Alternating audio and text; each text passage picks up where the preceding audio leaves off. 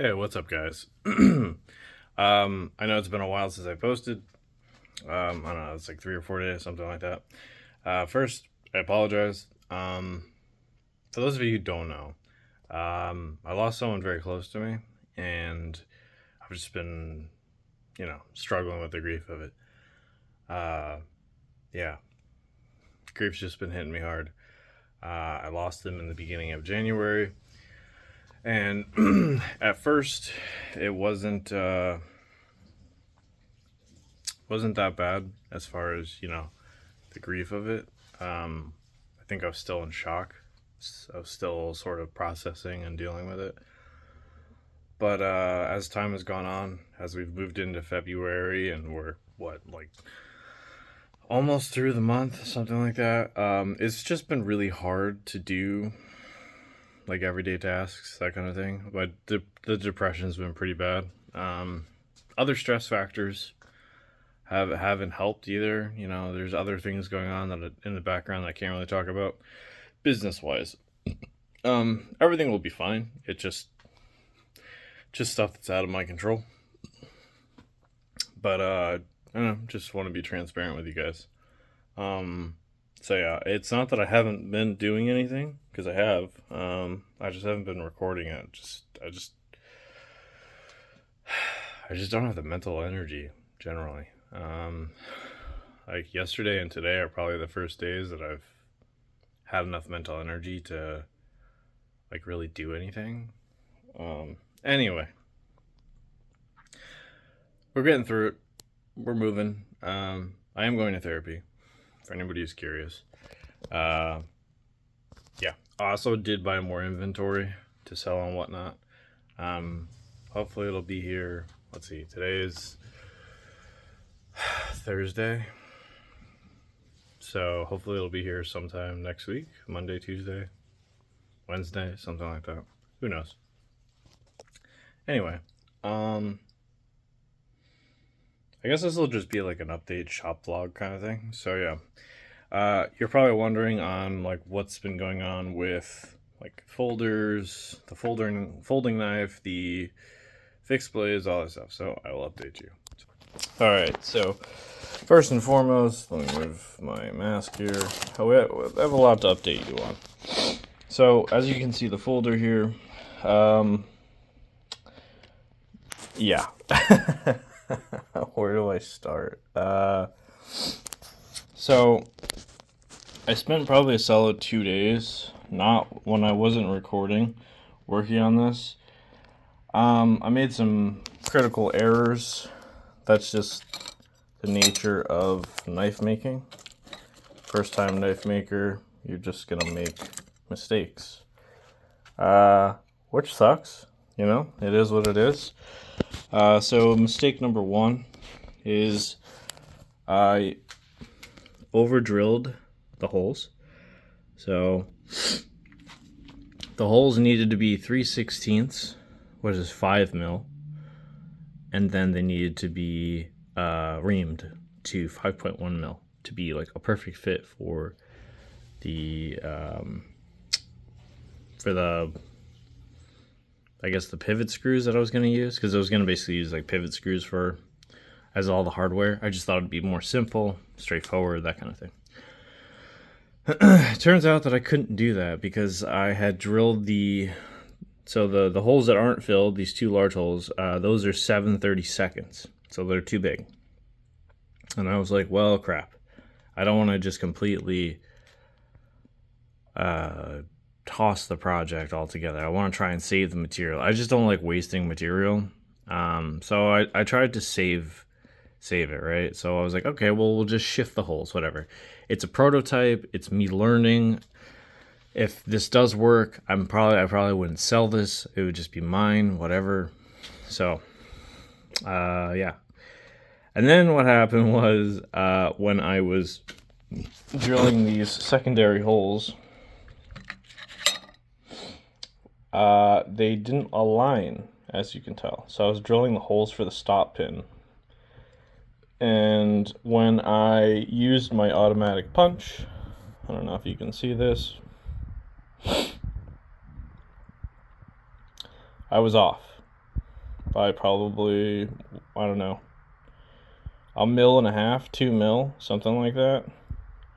So yeah, that's not very helpful.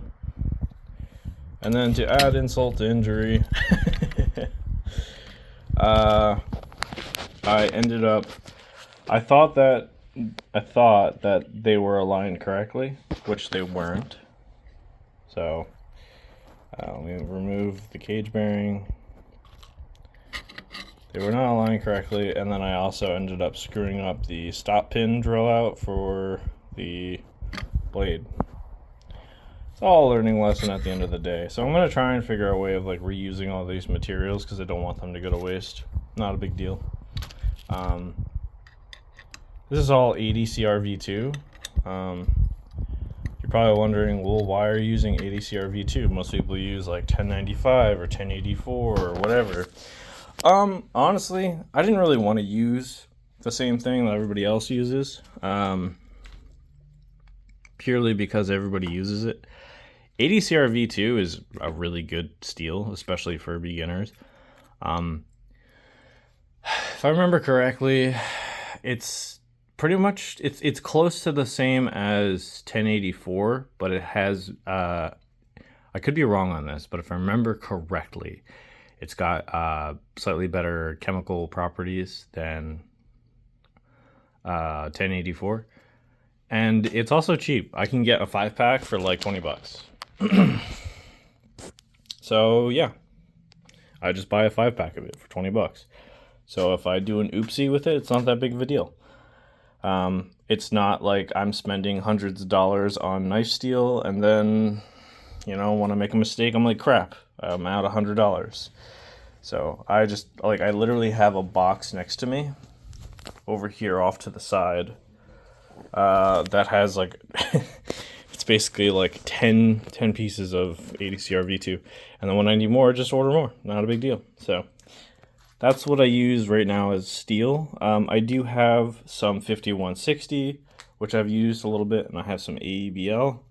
If you're curious on where I get my steel, I get it from 3 different places. Get it from Maker Material Supply. This is where I get the AEBL. The prices are pretty good for AEBL. I think from where I get, I think the EDC V2 I get from USA Knife Maker. I have to double check that though. Yeah, USA Knife Maker. I just had to look at my order. So USA Knife Maker has the deal where you can get, I think it's like 1.5 inches. It's either 1 inch or 1.5 inches by 6.5 by, I think it's like 3/16. A 5-pack for $20. So that's where I get the EDC V2. And the 5160, whenever I do decide to buy a 5160, I buy it from Jan's Material Supplies. They've been in business since like the 60s. The 60s or the 70s. So I shop at 3 different places, depending on what I'm looking for, because prices are, depending on what it is I'm looking for, the prices are better or worse. So anyway, that is that. So, slight blunder with this, not a big deal. It's a learning experience, first time knife maker. That is that. So what I decided to do was I went to Photoshop because, well, I own Photoshop. Designed a knife, printed out a whole bunch of copies of it. E6000, the copies to basically materials that I have. So the scales are glued down. The scale templates are glued down to a 6AL, 6A4L. I'm probably getting that wrong. Basically titanium. I can't remember the long acronym, but long story short, it's grade 5 titanium. The blade is AEBL. The blade's AEBL. And then the backspacer will be brass. No, copper, sorry. Backspacer will be copper. So I'm in the middle of dealing with this. And then I also decided, now you're probably also wondering, I know I'm kind of jumping around a bit. You're like, well, what about the tiny little fixed blades? I just kind of lost a little bit of interest in doing them recently. They're still here, still hanging out. This one's made of 5160. I just haven't really been all that interested in doing the little fixed blades, so I just haven't been working on them. My interests kind of flip-flop around, so I just try and keep things just, yeah, it's more so if there's a project in the shop that's really bugging me, I want to work on it because it's really bugging me. So right now the folding knife is really bugging me, so I want to work on it. And then I also started a fixed blade. This is made of EDC V2. I started this last night. Yeah. Doing fixed blades is just going to be easier from a blade creating standpoint because there's just obviously less moving parts. All I have to do is just simpler. I will say that the pain aspect of it is my bandsaw keeps coming apart basically. So here, I'll explain briefly. So I actually made a review video of this on my phone. I never posted it because I was just angry and I had just recorded 20 minutes of me ranting about this bandsaw. But yeah, so this video is going to be all over the place. But it's an update video, so, you know, I guess take that for what you will. Anyway, so this is the bandsaw I use. It's a Hercules bandsaw from Harbor Freight with a Hercules tabletop, like 2-in-1 converter, trying to think, stand. So you can use it horizontally or vertically. It's an okay stand. If you're gonna get a bandsaw and get a stand, I would recommend going with the Swag one. It's like $150.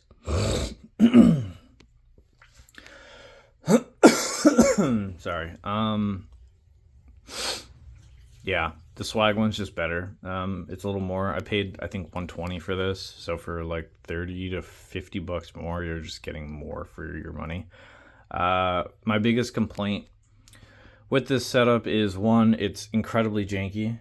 To run the bandsaw, you have to use this lever because when you mount it in the actual stand, you obviously can't use the physical button for the portaband, so they give you the lever that you have to use to mount, and it's just a really jank setup. Also, turns out that the blade centering isn't correct, so for most of the bandsaws for the setup, you have to reshim the blade. My blade's not reshimmed, so it's kind of crooked. But I also don't plan on cutting things in half. So if I ever plan on cutting things, I mean, I have tried cutting things in half and always wondered why they were not equal. And then it turns out that the blade isn't centered, so it cuts things janky. So I'd have to reshim the blade, the upright channel path here to fix that. And I honestly just don't feel like doing that right now. And I think I have to order shims and just, it's a whole thing. So anyway, second complaint is the blade comes off very frequently. It's just, I know it's a known issue with portabands, but the amount of times that this blade comes off during the week when I'm using this thing, it's probably, I use this thing, we'll say, 5 to 10 times a week. And out of those 5 to 10 times a week, the blade probably comes off at least 3 times a week, if not more. Probably, I'd say 3 times a week.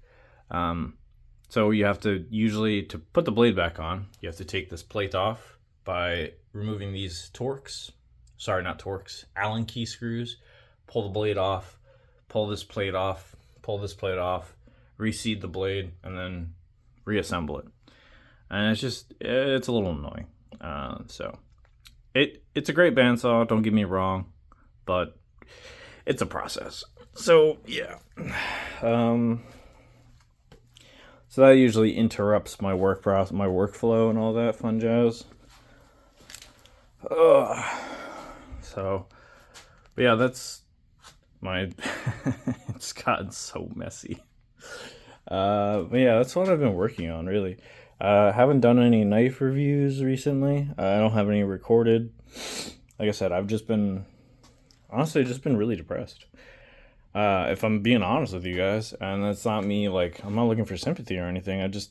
It's, when you lose someone you're really close with, and then you have other outside factors that you can't control, like, that are life related, like, hard days at work, or, like other stressors that come up, like dealing with finances and stuff like that. It's just, it all compounds and it sucks. So, yeah.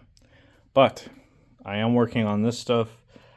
I will say doing shop vlogs, like recording while I'm working on stuff, is super fun, but it's also really draining. And I just haven't had the mental capacity to do it, so I haven't recorded anything since, I think the last time I recorded anything shop vlog wise was probably 2 weeks ago at this point. So yeah, I apologize for that. It's just easier to, like, workflow process to just come down here, throw some music on, or like throw something on to watch on my phone, and then just kind of zone out for a couple hours and do my thing. Yeah, so that's the gist. Again, I apologize for the lack of uploads. I'm just going through some shit, so yeah. I'll definitely do my best to try and keep you guys up to date. I'll definitely try and get a shop vlog going at some point, like an actual, like, you guys can watch me work.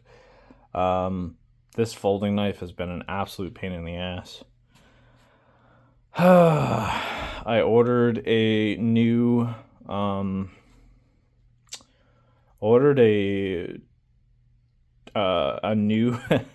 think it's like a 2 by 12 inch titanium plate.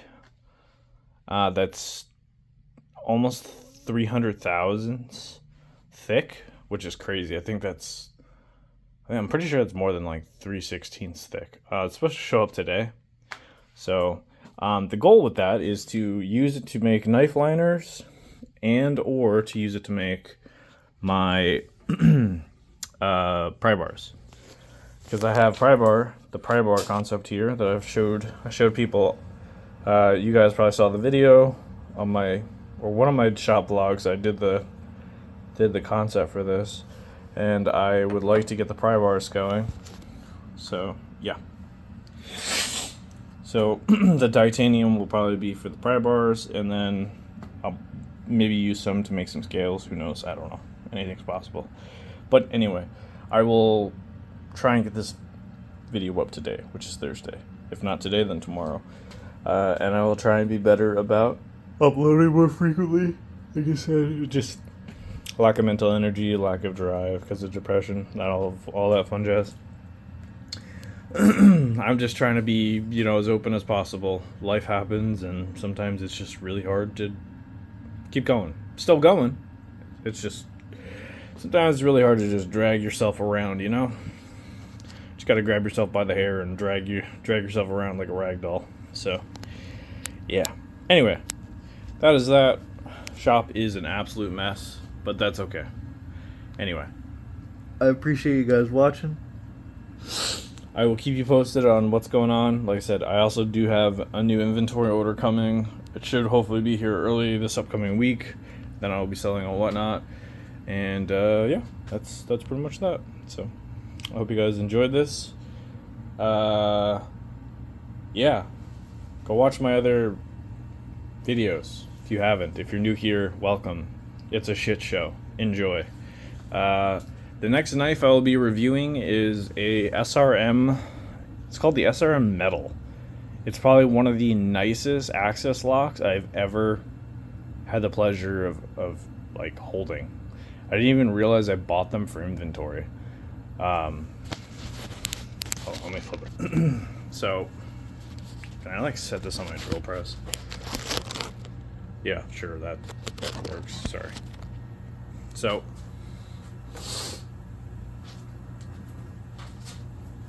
I bought this knife for inventory, and I was looking through all the SRM knives I had, and I was like, "What is this?" Because SRM just puts the what do you call it? They just put the the serial code for the knife, the SKU. That's what I'm looking for. They just put the SKU for the knife. Try and stand in the way of the light so it doesn't blind you guys. They put the SKU on the box, but they don't actually put the name of the knife on the box. So like most of their knives are named, but they don't ever put the name on the box. And I was like, what is this knife? So I opened it up and I'm like, whoa, this thing is amazing. And I'm like playing with it and etc. And I'm like, I kind of want to keep it. Like it's so good that I actually want to keep it. SRM is one of those brands. I don't know what it is, man. SRM is one of those brands that just does access locks right. I don't like access locks at all, whatsoever. But they just they do it right. SRM and Kershaw. It's the smoothness. It feels almost like you're using a button lock. So, yeah. But that's. It'll probably be, the next couple of reviews will probably be like SRM and then like stuff from my personal collection, which is, yeah, who knows. Anyway, I'm gonna end the video here. I got stuff I gotta do, so I'll see you guys in the next one. Be well, stay hydrated, eat some good food, and be kind to yourself.